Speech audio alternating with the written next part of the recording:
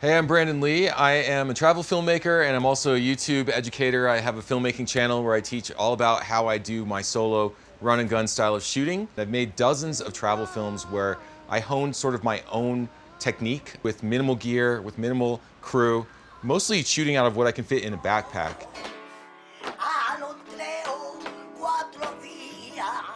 So when I'm traveling to a location, usually what's in that backpack is everything I would need for a full day's shoot. Camera, enough lenses for that day, and then I also have my gimbal. I have a monopod so that I can, get shots that are higher, lower, shots that are maybe extended over some sort of an obstacle that I wouldn't be able to reach over with my arms. I have an on-camera mic. I use the Sony cordless connected mics because those connect instantly and I know I will get good audio. So everything that I bring is basically engineered toward speed and minimalism and lightweight so that I can travel really fast and shoot really fast, and I don't have to worry about the changes of lenses or the changes of camera settings slowing me down and causing me to miss a shot. So one question I get asked a lot by people who are trying to pick their kit to shoot with is, should I use zooms or should I use primes? And the answer is, of course, it depends. The really quick rule of thumb I use is when I have more control over the subject or over what I'm shooting, I use primes. When I have less control over what I'm shooting, then I use zooms. If I'm shooting in low light and I want to have the cleanest image possible, then I'm going to use primes instead of zooms, even if I'm not shooting a subject that I have complete control over, because I want that extra stop of light. Because most zooms only go down to f2.8, primes will give you f1.8 or greater. One reason why I will go with zooms is if I'm shooting on a gimbal and I want to be able to quickly change focal lengths without changing lenses. Here is a rig that I use for my shoots. Sony a7S III camera, 16-35 f2.8 GM2 lens, and it's on my gimbal, DJI RS3 Mini 2. So what we've got here is a setup that can get me through probably about 60% of the shots that I would want to do on location. And it's very, very small and lightweight. What I really like is that the 16-35 doesn't extend or contract very much as you zoom it. So that means I don't have to rebalance the gimbal, regardless of which focal length I choose with this lens. You can go between ultra wide and portrait. So you go 16-35 all within the same lens. And that covers me on a lot of my docu-type shoots for my people shots. I might shoot those at 35. And then my shots of buildings or landscapes or anything I'm trying to make look really grand, then I go out to 16. And one more bonus, if you happen to be using an a7 IV or an a7C camera, you can switch into APS-C mode once you're at 35 millimeters, and that will jump you in a little bit more and you'll get a 50. So it's like having a nifty 50 plus a 16-35 all in one kit. So these are things I take into consideration when I'm on these location shoots, because if I have to stop and rebalance my gimbal every time that I need to adjust my focal length, I might miss the shot. I can't be slowed down by the gear that I'm using. And also, the other thing that's great about having a small kit is that if I'm shooting out in public, I don't look as professional. I want people to look at this camera as if they're looking at me. I want them to think of the person behind the camera more than the gear itself. And the smaller my gear is, the less obtrusive it is, the more human the moments I get with the people in front of the camera will be. Because I want to have a human connection with the people I'm filming.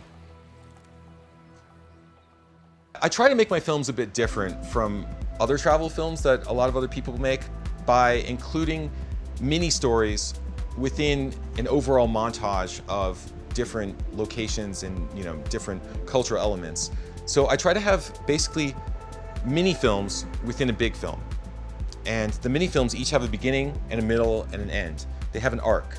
And the arc is something very simple. One thing that would be very familiar to everybody is practice to performance, right?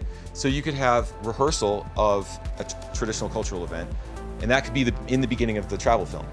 And then maybe cut away to some other stories in the middle, and then toward the end of the travel film, come back to those same people in the climax of the film as they do some thrilling performance. And that creates a sense of narrative continuity, even though the film itself doesn't have an overarching narrative in the same way that a traditional Hollywood, narrative movie would.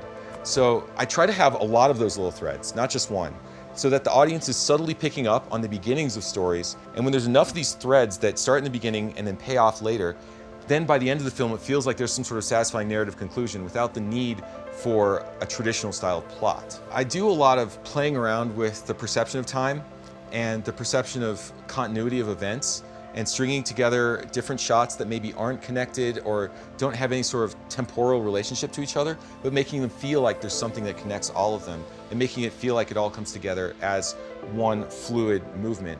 As I'm editing those films, as I'm putting them together, I'm trying to create a state of sort of like a waking dream. So you're watching it and you're feeling like you're in the real world, but at the same time, there's this sort of element of something mystical or something otherworldly or something spiritual that elevates the daily life that I'm showing you and makes it feel grander.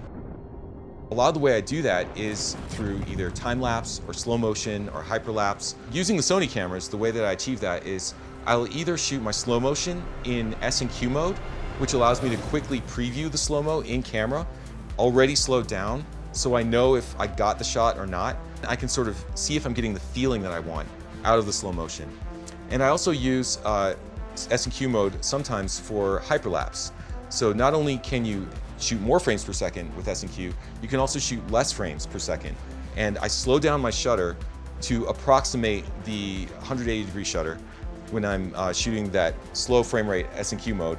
And then when it's played back at a higher speed for me as I review it on the camera, then I get the appropriate motion blur and it feels more natural.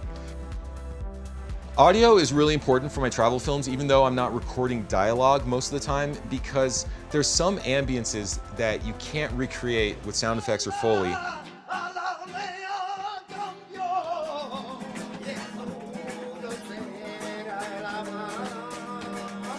If I'm in a market in Istanbul, if I want all that walla to be appropriate, it should be in Turkish, they should be talking about fruits and vegetables, then I can't just go into sound effects library and search for market ambience and just drag and drop that into my timeline. If I want the audience to feel like they're there, then I really do need to record the live audio as I'm shooting. And the easiest way to do that is with an on-camera mic. I really like the Sony mics that I can just slip into the hot shoe, they automatically connect, they automatically set the volume, they have auto gain control that's very transparent, it doesn't create pumping. So that way I know that as soon as I put that mic on the camera, as long as I'm within range of my subject, about 1.5 to 3 meters, then I can get usable audio for my editing. These are all just technical tools. These are techniques that I use to create an emotional state in the audience as they watch the video. It's to create that feeling of a waking dream. So I have a criteria for choosing locations where I want to make one of my bigger travel film projects. They have to have a strong, thriving traditional culture. Traditional cultures are becoming more rare. Modernity is sort of overtaking a lot of history around the world. So for me to find places that still feel like a piece of the old world is alive and well, that is an essential criteria. But the other thing is they also have to have something exciting happening that's related to their culture. There has to be cultural events that are visceral and that make good cinema. I like to get the pulse of the audience going. And to get that happening, I need things to actually be happening in the place. I filmed an equestrian event in Morocco called the Fantasia, where a line of horsemen ride as fast as they can and then shoot their guns in unison into the air. And then they try to stop the horses as close as possible to the barricade between them and the audience. It's a thrilling traditional event. They've been doing it for like 1,000 years. And once I knew that that event was something I could film in Morocco, then I could sort of build the rest of the film around that. When I first arrive on a location, if I have the luxury of time, then I love to just spend time wandering around a neighborhood and getting to know the place, getting a sense of the light, getting a sense of the people and their hospitality, looking for interesting spots where I want to shoot. Because I feel like when I see the world without the camera, then I feel it a lot more deeply. If I don't have the luxury of time, if I'm on a commercial shoot or something like that, then when I get to the location, the first thing is just to scout out everywhere I'm going to shoot. I look for any potential problems, audio problems, lighting problems, problems with permits, problems with strangers getting in the shot, anything like that, and just make a list of everything that could possibly go wrong, try to check those things off and figure out solutions to all those things in advance, so that way on the day of the shoot I feel more prepared and there's less chance of disaster. I'll talk about a question that people ask me all the time, constantly, is how do I keep my gimbal shots in focus? Gimbal shots are hard to keep in focus. If you don't know how to keep your gimbal shot in focus, then just zoom out and shoot wide. That's the easiest answer. If you're really, really frustrated, nothing's coming out in focus, shoot wider. And then if you feel like it's too wide, by the way, you can always crop in and post, but you can't crop out. If you get a little better at keeping stuff in focus and you want to challenge yourself, start zooming in on that lens. You get more bokeh, it looks a little bit more cinematic, but it's also harder to keep the subject properly focused throughout the shot. One thing that I do with a lot of my shots is I maintain a constant distance to my subject and I shoot in manual focus. So that means that I pre-focus before I start shooting. I use my custom key to zoom in. I do focus zoom, to make sure that the subject is in focus, keep the same distance from the subject, and then do my gimbal move accordingly. And that will work as long as your subject can stay the same distance as you. But what if the subject is moving around and changing their distance to you, or you want to push in or pull out and there's no way to avoid changing the distance? Well, in those cases, I do rely a lot on Sony's autofocus. So the a7S III has really amazing subject tracking. And I've gotten to know basically the characteristics of this focus over the years, and I know what is going to track properly and what might not track properly. But there are a few tricks that you can use. One thing I do is I have remapped my record button to AF/MF toggle. So that means that the record button on top of my a7S III is now AF/MF toggle. Now, why on earth would I do that? Well, that's because I have a record button on my gimbal, which is Bluetooth connected to my camera. So if I press this button on my gimbal, instead of recording the camera, now it will switch the camera between autofocus and manual focus. So let's say I'm filming somebody walking, but then they're about to walk behind a tree. I'm like, I know that all the leaves and stuff, they're gonna mess up the focus. So before they walk behind the tree, I will quickly use my thumb and hit the record button on the gimbal. That switches me into manual. The person goes behind the tree, I keep going, they emerge from the tree, and as soon as I can see their face again, I hit record again on the gimbal, go back into autofocus, and then the face detection will pick them up right away. So that's one trick that you can use if you have a gimbal that has a Bluetooth connection to your camera, and if you have a camera like the Sony a7S III, where you can reassign your record button to AF/MF toggle. Thanks for watching my video here. My name once again is Brandon Lee. I am Brandon Lee on YouTube. My YouTube channel is youtube.com/Brandon Lee Unscripted.